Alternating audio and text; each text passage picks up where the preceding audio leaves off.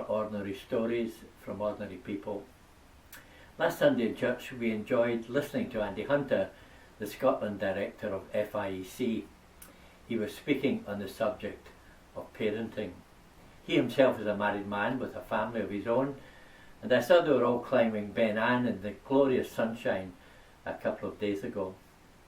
So I'm very pleased that he's taken time out in the middle of a busy schedule to come today and tell us what brought him to faith in Jesus Christ.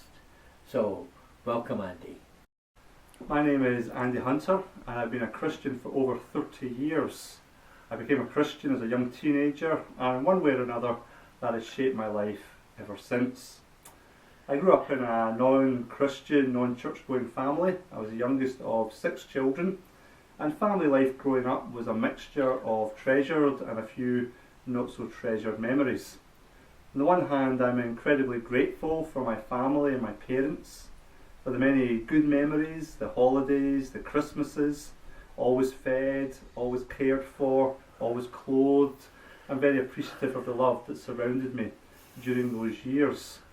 On the other hand, if I'm honest, alcohol was something of a blight in our family growing up, led to a lot of tension and rows at times. And there were periods in my early family life that it did feel like a bit of a soap opera. Obviously, as the youngest child, I wasn't privy to a lot of the details, but you felt the tension. And the background of all this, nonetheless, was Christianity. Because although we weren't a church-going family, some of my older sisters got involved with a local Baptist church. And as a youngster, I was taken along to summer missions in the local park, a kind of open-air kids club run by the church. But over the years, my sister's interest and connections with that church waned, and that would have been that were it not for a local Crusader group who came to my school when I was in late primary years. They were doing a recruiting drive, and I went along to the Crusader class with a bunch of friends for all the reasons that you do at that age, for the football, the swimming, and the house parties. Over the next year or so, at the Crusader class, I heard the gospel.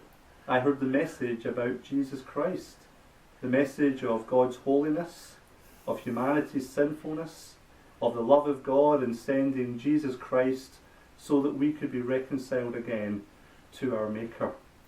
And I knew as I heard that message that if it was true, that I had a decision to make, that I needed to respond.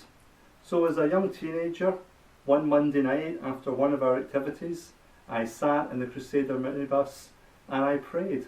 A very simple prayer. I prayed that God would forgive me.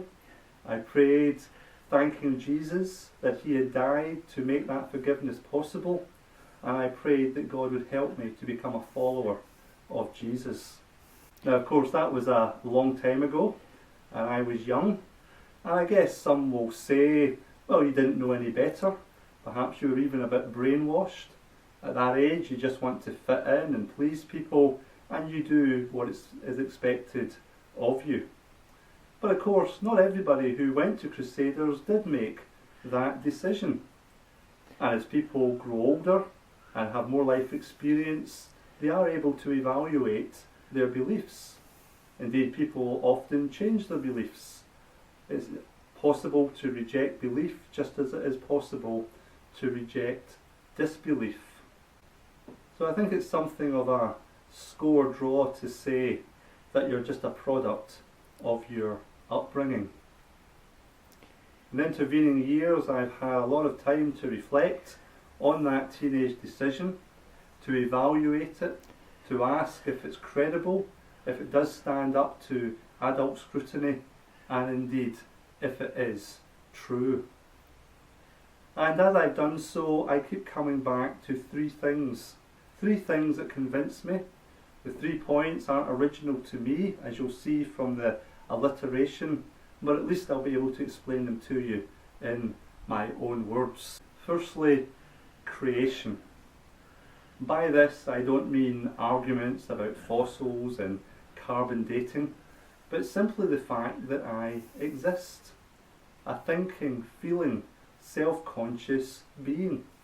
that I exist in a universe of mind-boggling complexity and yet at the same time of phenomenal precision. There are some, of course, who will say, well, that's all just chance. We are here just as the freakish result of random processes. And I have to say to those people, you have more faith than I do to believe such an improbable scenario, to base your entire life on odds that in any other sphere would just be ridiculously outlandish and preposterous. Just think about the fact that I'm making this video, that you're watching this video, that I'm discussing the meaning of life, that either of us care about the meaning of life. That to me says something. Frankly, the belief that this is all just a fluke of chemistry, that human beings are no more than bags of atoms that burst on the scene for a while only to be dissipated and forgotten forever, that doesn't begin to make sense of me or indeed of anyone else.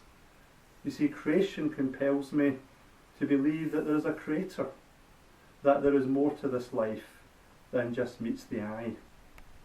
Secondly, I'm convinced by conscience. Again, I'm not talking just about feeling guilty, although that is part of it, but about the imprint of God himself upon me and upon every human being. I'm aware of that, particularly when I read the Bible. It really is a book like no other. It knows me, it searches me, it unsettles me, and at the same time it instructs me and it comforts me. Why do I have a concern about sins that are long gone and humanly forgotten?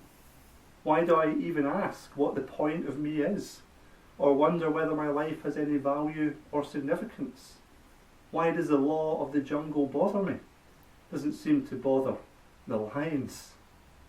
Why do I, in the vast majority of humanity, have a sense of something divine that we want to reach out to? As the author C.S. Lewis put it, we desire what exists. We get thirsty because water exists, hungry because food exists, lonely because company exists. Where does that sense of something else, something that we long for, that we reach out, come from? Could it be that God exists? Thirdly, I'm convinced by Jesus Christ himself. I heard a preacher recently talk about the many intellectual arguments there are for believing in Jesus. But he went on to say that there was something about the person of Jesus that made him want to believe in Jesus. To read the New Testament accounts of the life of Jesus is to read about somebody extraordinary, somebody fascinating, mesmerizing, thrilling, exhilarating, confounding, all at the same time. If you haven't read the Gospel accounts of Jesus, you just can't have seriously thought about his claims. I love the words of the old Scottish socialist who, when struggling with the whole idea of religion, eventually said, well, if there is a God, I hope it's Jesus. Well, amen to that. Of course, there are many other things that I could add and talk about that have convinced me over the years of the truth of Christianity. But in one sense, there is nothing more life-transforming that I could have added than that simple minibus prayer. There was nothing else that I was ever going to need that would assure me more of the love of God, of the sin-forgiving work of Jesus on the cross, of the fellowship of the Holy Spirit in my life, than that simple act of bowing my head, of asking for God's forgiveness and handing my life over to Jesus. Thank you. The Lord's my shepherd, I'll not want. He makes me lie in pastures green. He leads me by the still waters. His goodness restores my soul. And I will trust in you alone. And I will trust in you alone, for your endless mercy follows me, your goodness will